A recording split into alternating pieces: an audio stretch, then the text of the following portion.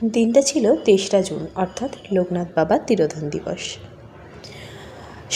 সকাল সকাল ঘুম থেকে উঠে দেখতেই পাচ্ছ, সেদিনকে আমি খুবই সকাল সকাল ঘুম থেকে উঠেছিলাম। উঠে ঘরে বাসি ঘরদোর পরিষ্কার করে স্নান টান সেরে চলে এসেছি পুজোর কাজে। আর প্রতিদিনই আমার স্নান সেরে প্রথম কাজ হচ্ছে গপুকে ঘুম থেকে তোলা। তো তার সেই ছোট্ট মশারিটা ভাঁজ করে, তার বিছনা পরিষ্কার করে ঝেড়ে তাকে ঘুম থেকে তুলে স্নান করিয়ে, এটা আমার প্রত্যেক দিনকারই প্রথম কাজ। তো এই যে দেখতে পাচ্ছ ক্যামেরার সামনে এসে গেছে আমার গপু, সবে ঘুম থেকে উঠেছে। এই গরমের জন্য আমি তাকে এইভাবেই হাফ প্যান্ট পরে খালি গায়ে ঘুম পাড়াই, ঠিক যেভাবে বাচ্চাদের ঘুম পাড়ায় মায়েরা। আর এখানে আছে আমার জগন্নাথ দেব, বলরাম দেব, সুভদ্রা মা, 3 ভাই বোন। পুরীর মন্দিরে যেভাবে সকালবেলা ঠিক দরজাটা খোলে, আমি না এই ঠাকুরের সামনের এই কাঁচের দরজাটা খোলার সময় ঠিক সেইরকম একটা অনুভূতি পাই, আমার খুব ভালো লাগে। আর এখানে সব পেতল বাসনগুলো আমি মেজে রাখছিলাম, কারণ পুজোর জন্য তো লাগবে সব বাসন। আমি ওই জন্য একবারেই সব বাসনগুলো মেজে গুছিয়ে রেখে দিয়েছি, যাতে ভোগ করার সময় একটা একটা করে নিতে সুবিধা হয়।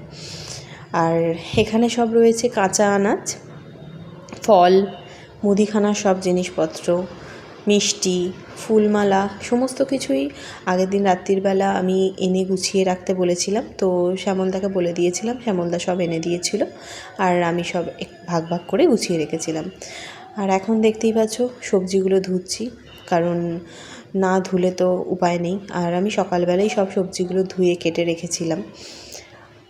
আর এখন যেটা করছি সেটা হচ্ছে যে, আমার তো ঘর মোছাই হয়ে গিয়েছিলো, কিন্তু আমি ঠাকুর বসাবার আগে একবার সেই জায়গাটা আরেকবার মুছে নিই, কারণ পায়ে পায়ে হয়, ধুলো থাকে। তো সেই জন্য মুছে আমি যে কোনো পুজোর সময়, তোমরা যারা আমার ভিডিও দেখো বা আমার স্টোরি দেখো ফেসবুকে, তারা জানবে যে আমি টিভি ক্যাবিনেটের সামনে আমাদের ড্রয়িং রুমেই আমি পুজোটা করি।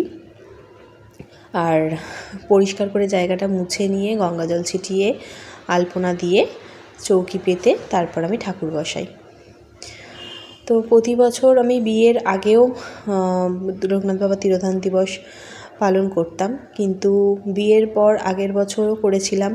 দোকান থেকে মিষ্টি, ফল, ফুল এসব কিনে এনে নিজের মতো করে। হঠাৎই আমার এবছর ইচ্ছা হয় যে বাবাকে আমি নিজে হাতে বাবার পছন্দের কিছু ভোগ নিবেদন করব। তো সেই জন্যই আজকের এত আয়োজন।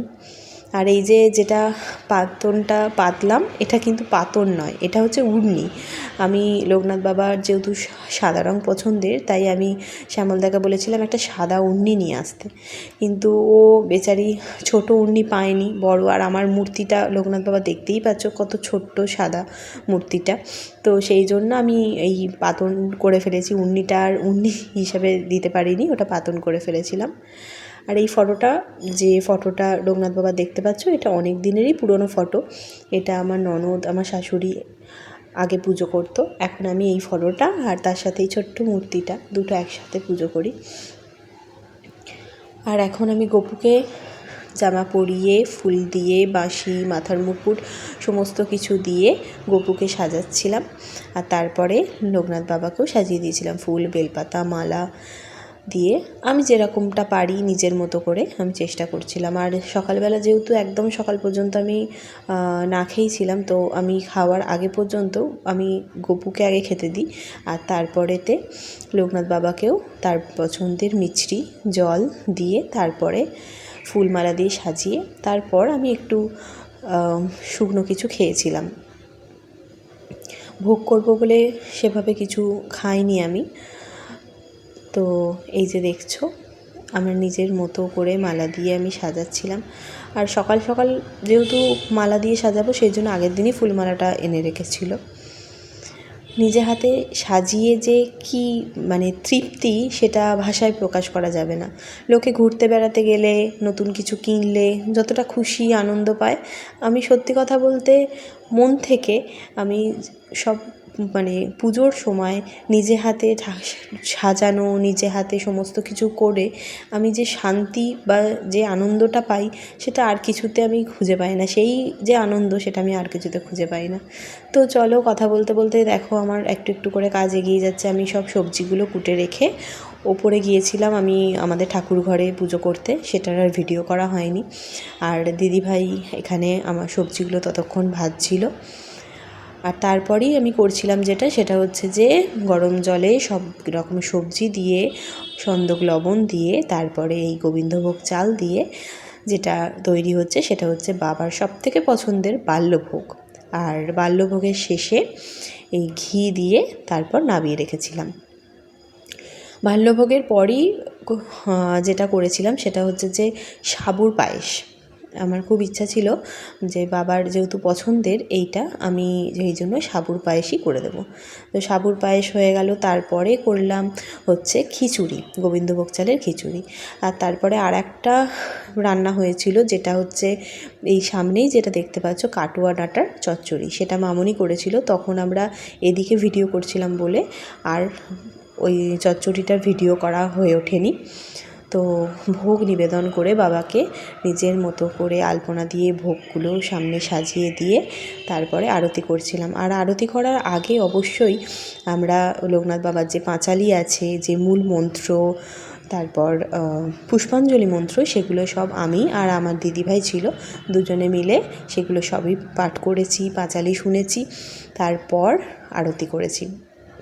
কেননা দুপুরের খাবারের জন্য মামনি নিচে ছিল, তো আরতিটার সময় থাকতে পারবে না, তাই আরতিটা আমরা পরে করেছি। আর তার আগে সমস্ত কিছু যে মূল মন্ত্র পাঠ, এই পুজো পাঠের যে কথা, সেইগুলো সব শুনেছি। আর নিজের মতো করে বাবাকে ভোগ নিবেদন করে আরতি করেছি। সকালের পুজোর পর এটা সন্ধ্যার পুজোর জন্য ঠাকুরের জন্য ভোগ তৈরি করছিলাম। সন্ধ্যাবেলার ভোগ দিয়েছিলাম ঠাকুরকে সুজি আর লুচি, তার সাথে লাড্ডু আর সীতাভোগ ছিল। সেভাবে সন্ধ্যাবেলা আর কিছু করা হয়ে ওঠেনি, এইটুকুই ঠাকুরকে নিবেদন করেছিলাম। আর এই যে টিভিতে দেখলে ভিডিওটা হচ্ছে, ভিডিও চালিয়ে যে ঠাকুরের পুজো সেই ঠাকুরের ভিডিও বা গান চালিয়ে পুজো করতে আমার ভালো লাগে। আর এই পুচকেটা হলো আমার স্টুডেন্ট, ও পড়তে এসেছিলো। তারপর আমি ওকে বসিয়ে রেখেছিলাম যে পুজো হয়ে গেলে প্রসাদ খেয়ে তারপরে ওকে ছুটি দেবো বলে। তো ও সেই জন্য কাঁসর ঘণ্টা বাজাচ্ছিল। আর শানও কাজ থেকে চলে এসেছিলো, কারণ সকালে তো শান ছিল না, কাজে গিয়েছিল। আর সন্ধ্যাবেলা এসে গিয়েছিল। এছাড়া দিদিভাই ছিল, শ্যামলদা ছিল, সবাই ছিল। আমি পুজো করছিলাম। সত্যি বলতে লোকনাথ বাবা তিরোধান দিবস আমি যেভাবে নিজের মতো করে চেয়েছিলাম যে এইভাবে আমি করব পুজোটা, ঠিক সেইভাবেই আমি করতে পেরেছি ঠাকুরের আশীর্বাদে। তো আজকের ভিডিওটা, আমার পুজো কীরকম লাগলো তোমাদের সবাই অবশ্যই কমেন্ট করে জানিও। আর খুব তাড়াতাড়ি দেখা হচ্ছে নতুন ভিডিওতে। তো আজকের মতো টাটা।